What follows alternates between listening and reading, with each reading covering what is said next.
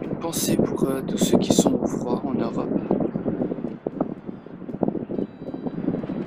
Je vous envoie mes salutations depuis le Maroc. Il fait chaud, il fait beau tous les jours.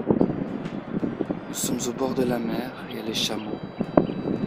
Et on va aller à la recherche dans la nature de plusieurs argiles différents.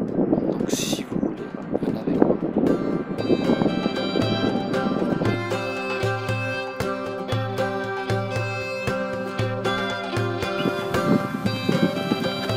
Bonjour les ânes. Alors, il est où l'argile? Hein? C'est par là-bas? D'accord. Viens dire bonjour. Viens dire bonjour. Bonjour. Bonjour, viens dire bonjour aux spectateurs. On est en train de chercher l'argile. Il est où? Tu sais? C'est par là-bas.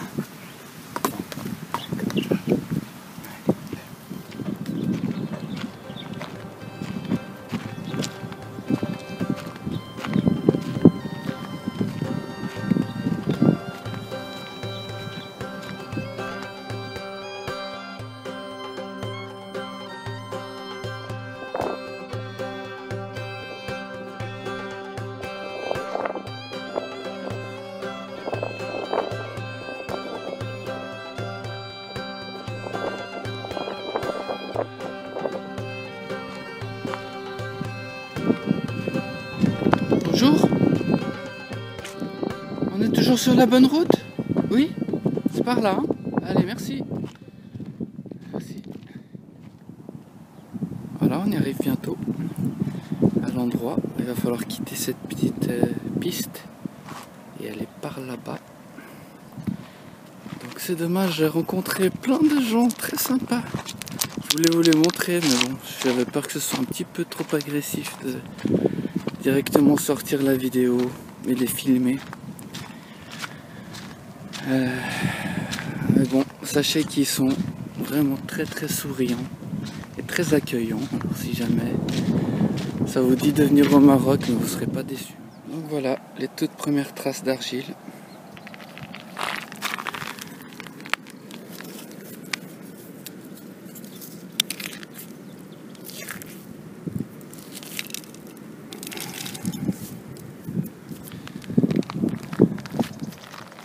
Plus on s'avance sur notre chemin, plus les croûtes deviennent épaisses. Il y a même ici du blanc. Est-ce que ce serait peut-être du calcaire ou je sais pas. On voit que là l'argile il commence à prendre une belle épaisseur. On va continuer un moment. Voilà, nous sommes arrivés à un beau spot là avec des belles croûtes là. Donc on va essayer de récolter ça. On pourrait imaginer que ce soit un argile marin, hein, parce que la mer qui est pas loin là, on voit les vagues au fond. À marée haute, elle vient remplir ce petit lac là. Vu que j'ai pas vu de source ni de rivière ici, donc j'ai l'impression que c'est la seule entrée d'eau. Et donc l'eau en s'évaporant au fil des années, je sais pas combien de temps ça met, bah, ça nous laisse des belles plaques comme ça. Et on va essayer de le récolter et de l'appliquer dans notre travail.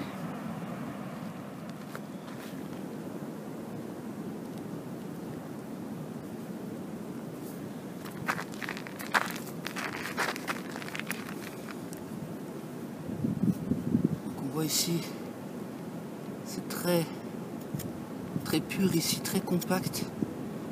Et là il y a une genre de couche ici avec plus de déchets, donc j'enlève ça moi. Essayer de faire d'enlever les impuretés. On la voit très facilement cette délimitation.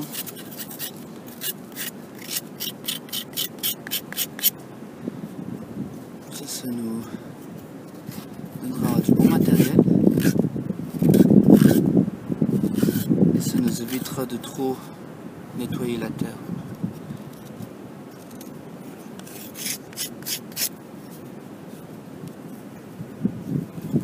Une belle plaque d'argile.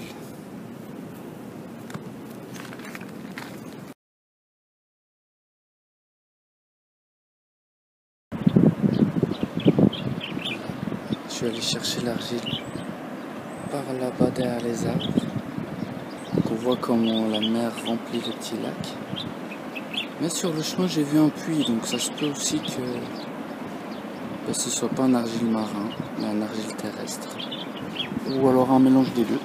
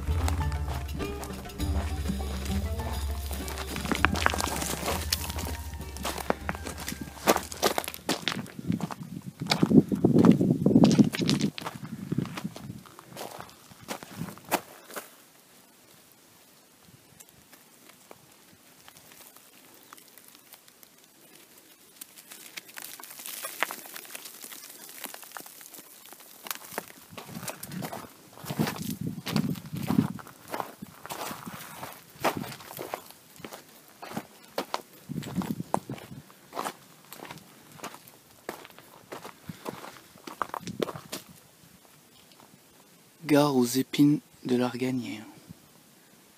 Si ça vous pique, ça fait super mal. Il y en a plein au sol.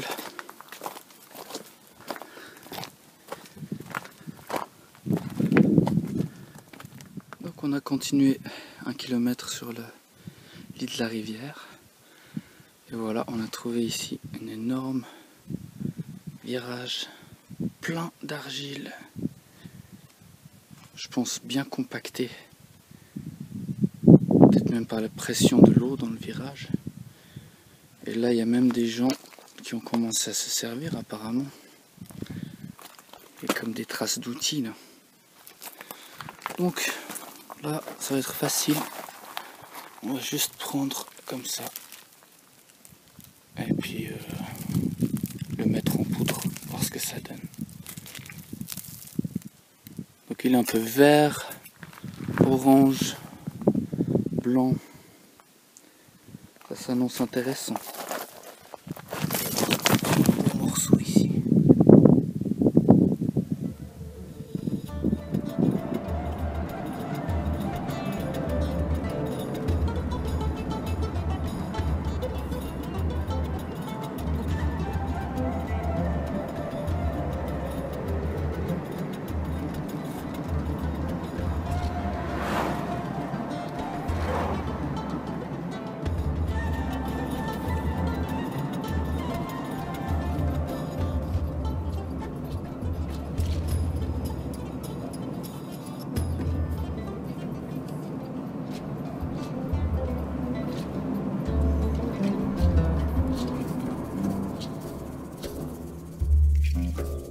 Alors,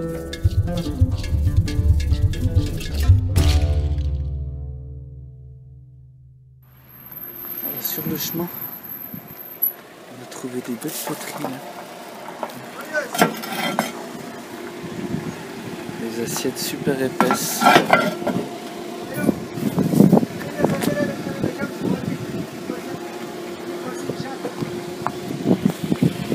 J'aime beaucoup ces cruches là.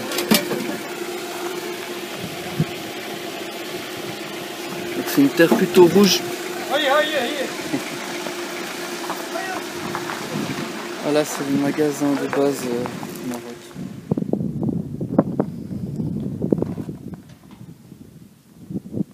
Voilà, on a conduit une trentaine de kilomètres. On s'est enfoncé dans la montagne un petit peu. Et là, j'ai vu, il commence à y avoir un argile rouge foncé. Donc on va s'enfoncer encore un peu plus, essayer de voir si on en trouve un peu.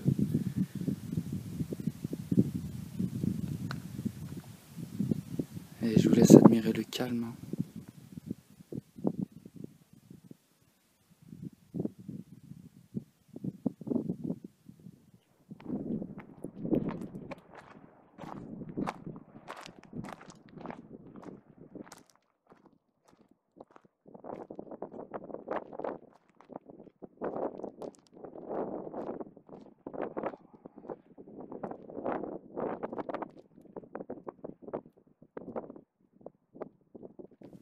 Donc là c'est assez fou parce qu'il y a du blanc et juste à côté, voilà, il y a du rouge. Mais vraiment une limite nette. Et après tout le lit de la rivière là, c'est des tonnes et des tonnes d'argile rouge, bien compacte.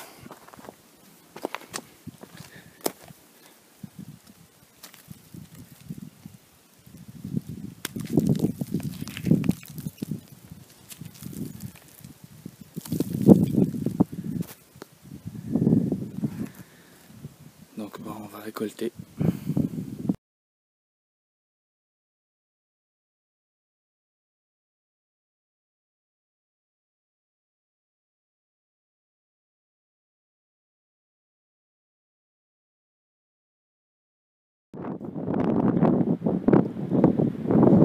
Il y a beaucoup de vent aujourd'hui.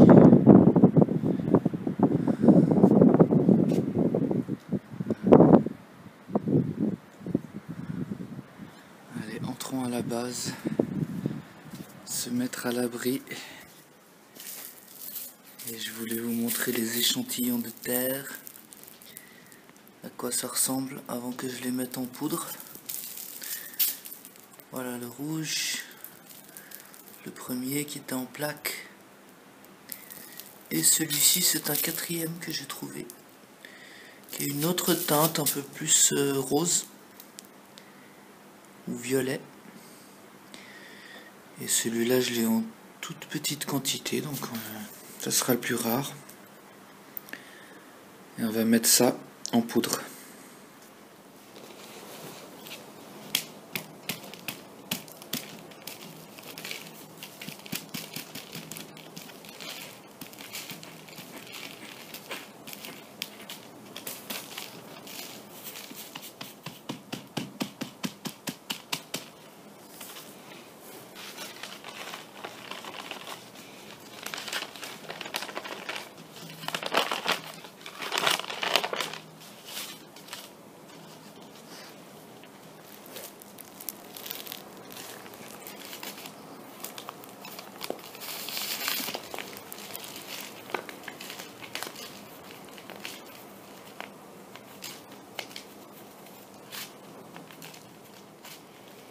Celui-ci s'est effrité très facilement.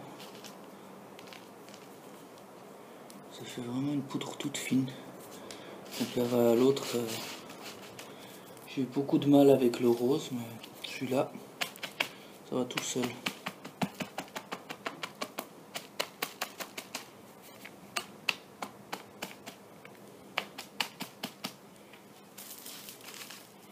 Une belle poudre bien fine.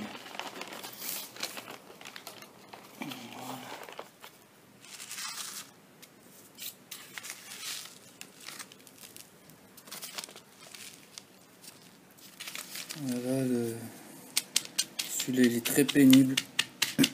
Ça fait une demi-heure que je suis en train de tapoter comme ça. Donc j'espère qu'il va en valoir la peine. Hein.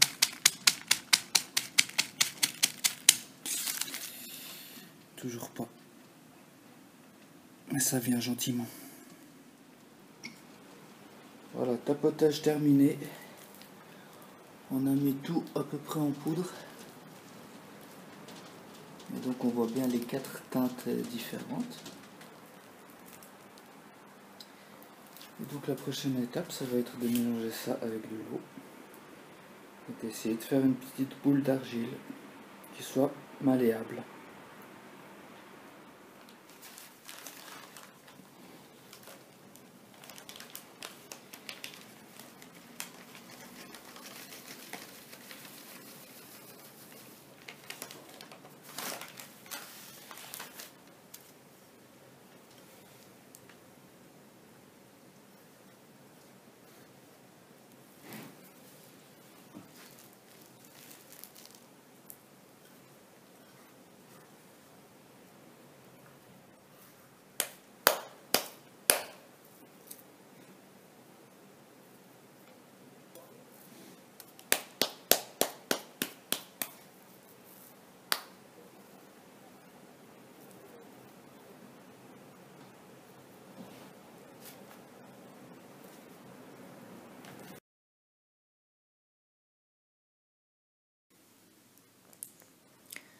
Voilà, 4 beaux morceaux d'argile, prêts à l'emploi. Donc en mélangeant bien, en faisant attention à ne pas mettre trop d'eau, en faisant sécher si besoin, on a réussi à former ces beaux morceaux bien malléables, prêts à l'emploi. Et avec ça, on va essayer de faire des petites formes pour tester les propriétés de la terre un peu.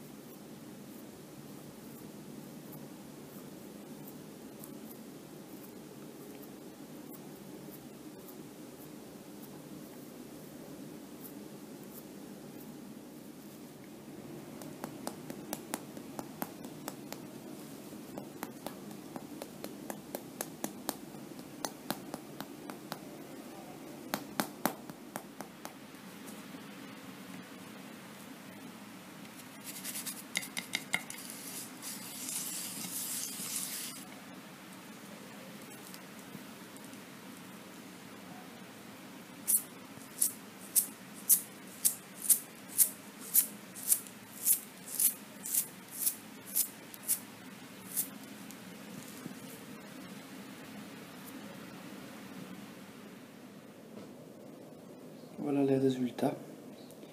Donc le tout premier argile en plaque qu'on a trouvé au bord de la mer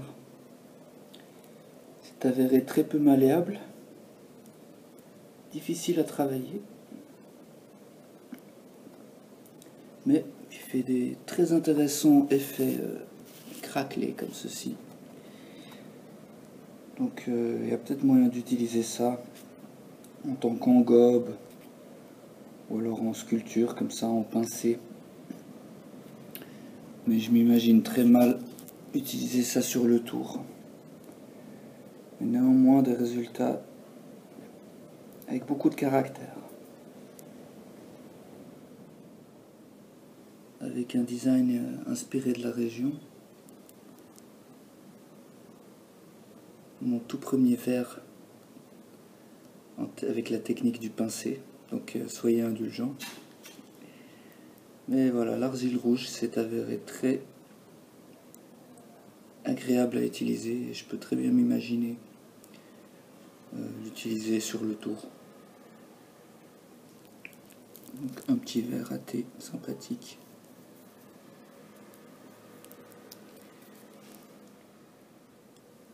Voilà, là il y a clairement de l'amélioration.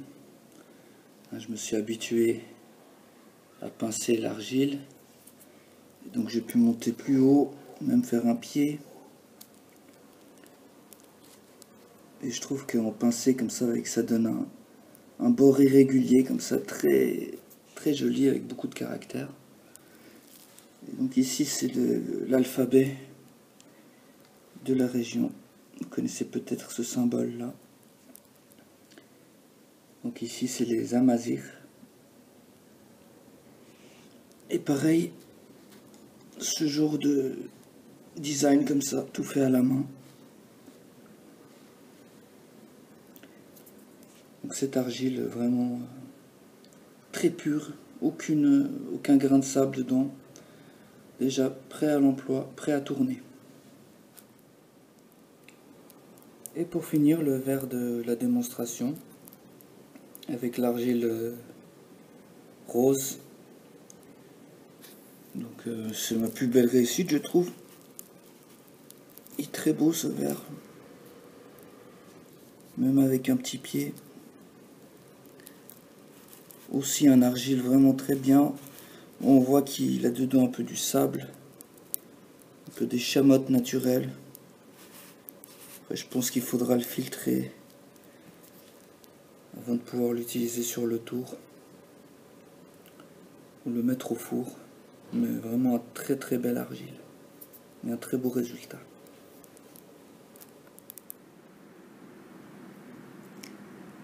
Les terres du Maroc. Un pays très riche en argile. À chaque pas que l'on fait, on découvre une mine d'argile différente de l'autre. Et il y a une énergie créatrice très présente.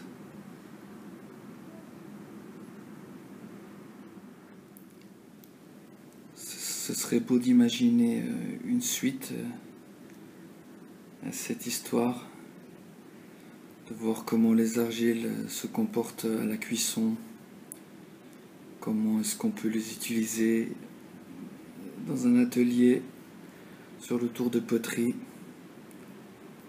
Mais ça, c'est Inch'Allah, comme on dit. Merci à tous d'avoir suivi cette petite aventure. J'espère que ça vous a intéressé.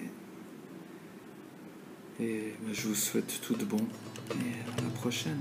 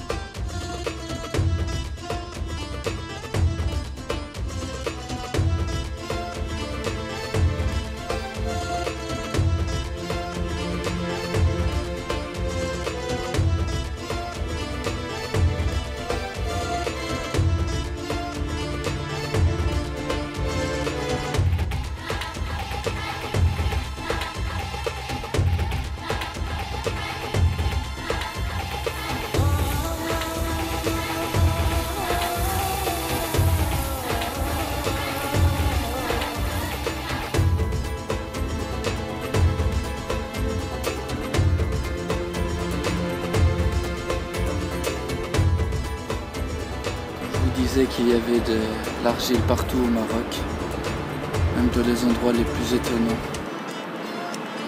Et bien, dans les dunes de sable, on a trouvé un bel endroit avec de l'argile verte.